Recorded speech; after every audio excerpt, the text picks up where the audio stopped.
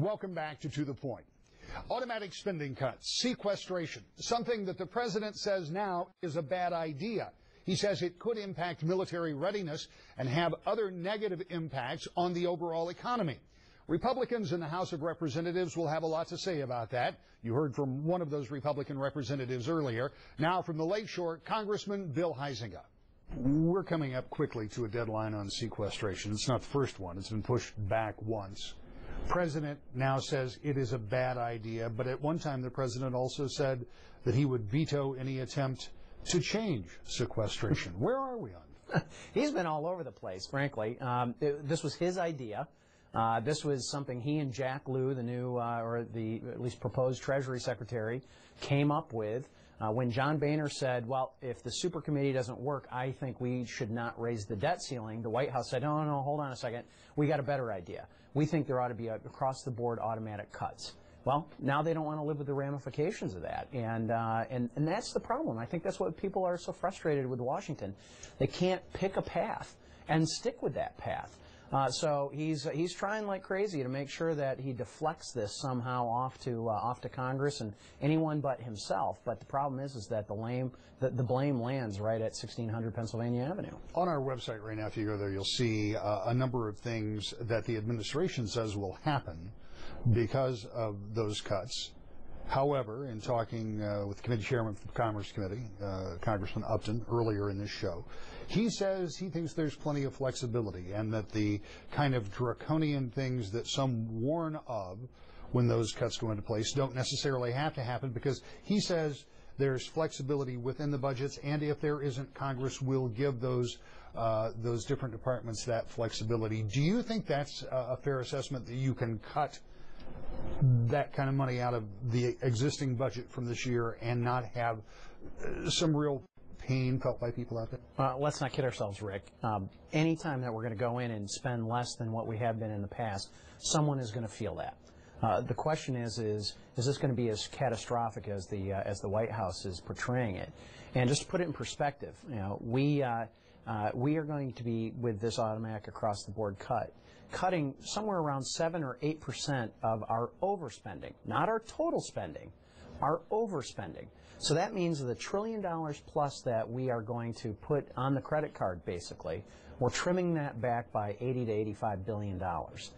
There's a lot of people that go, you know what, I've had to do that in my own personal life, or at work we've had to do that, and they don't understand why the government can't or shouldn't do that exact same thing.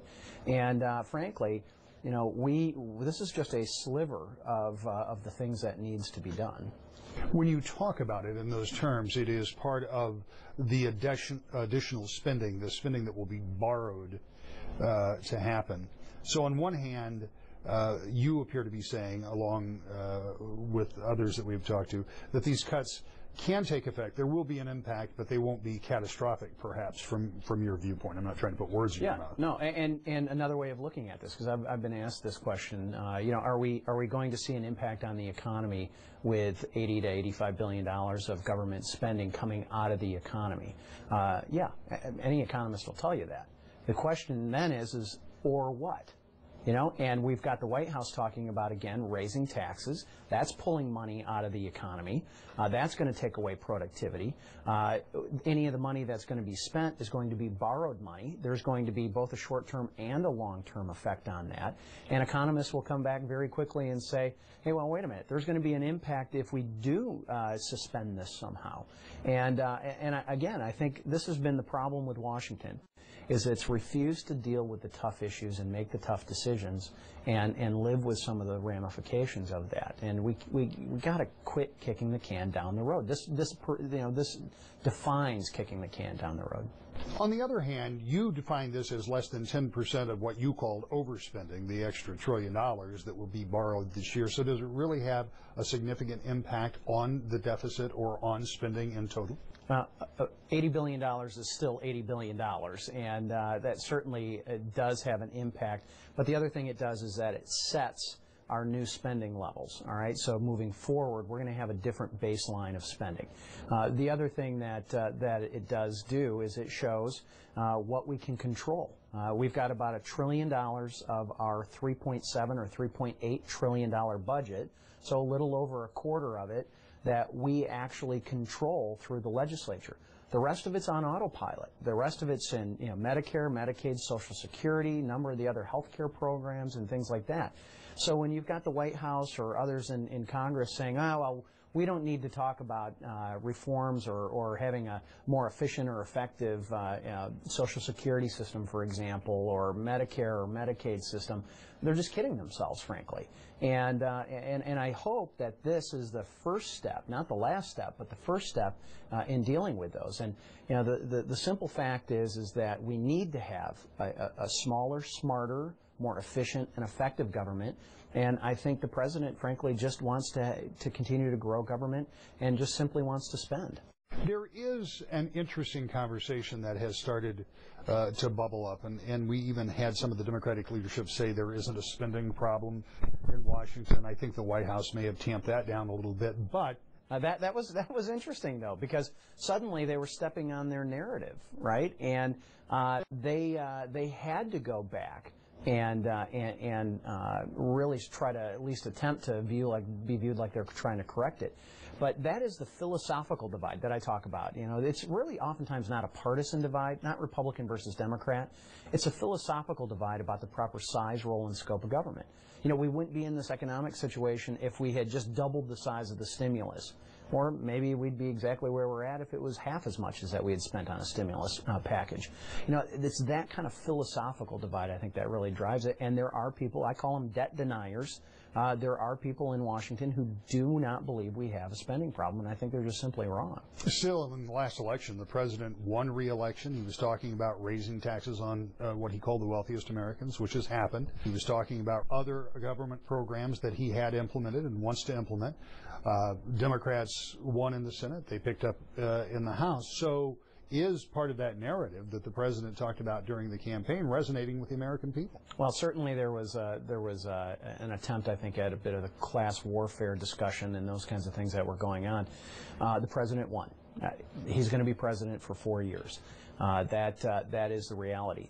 The other reality is, though, the Republicans retain control of the House of Representatives, second largest majority that we've had in the modern age. We can't just be bullied or dismissed. We have to be dealt with. I'm thrilled that the Senate has finally found its voice and is going to actually pass a budget that lays out the priorities, though, that they see as an institution. We've been doing that for the last couple of years. We're going to do that again. We need to have all three of us getting in and getting engaged in this. Obviously elections have consequences and there's ramifications to that. But that certainly isn't just something that we're going to roll over and like a bunch of trained poodles and suddenly, snap to it just because the president wants to go in this direction. But on everything from immigration reform to raising taxes for people over $450,000, I mean, Republicans in that latter case did go along, and there's been some conversation otherwise, because there are some Republicans that are saying, wait a minute, our messaging was wrong in this last cycle. I mean, there is a political component that goes along with this. How much of that is seeping into this conversation when it comes to sequestration, and how certain are you that Speaker Boehner and the rest of the leadership are going to hold fast to the idea of these automatic cuts? Yeah, I do believe that they're going to hold to that. I believe that that is the intention of Congress, not to do these just willy-nilly. In fact, we in the House have proposed two alternatives, two different ways of reaching that same goal through creating a smaller spending plan.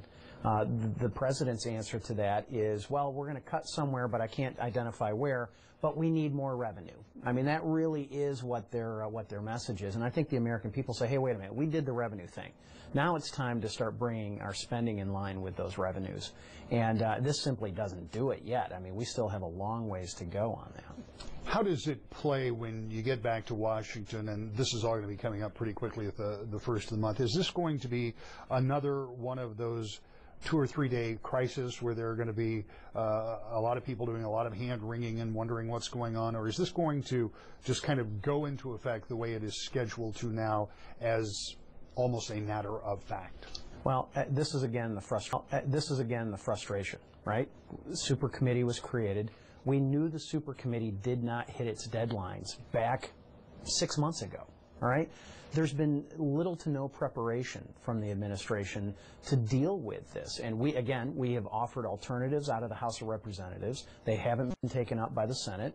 The president has not embraced those or offered any of his own, other than, again, revenues. And so it's confusing to me that they're going to just try to create this crisis. But I think we saw this with some anonymous Senate Democrat staffers who have said, hey, you know, we get it. We're sort of painted into the box here, much like the Republicans were at the end of the year with these automatic tax increases that were going to be happening. They had to figure out a way how to mitigate that. At this point, you know, the narrative, I believe, rests with us who believe that we need to have a smarter, efficient, more effective government, and it does need to, these cuts do need to go into effect one way or the other. Maybe not with this across the board. Maybe we need to have more flexibility and get selective. I support that. I believe that they have the ability to do that, and it just seems like they're throwing out the scare tactics, again, to sort of justify or cover their tracks when they're the ones that came up with this plan in the first place. We're back with more To the Point in just a moment.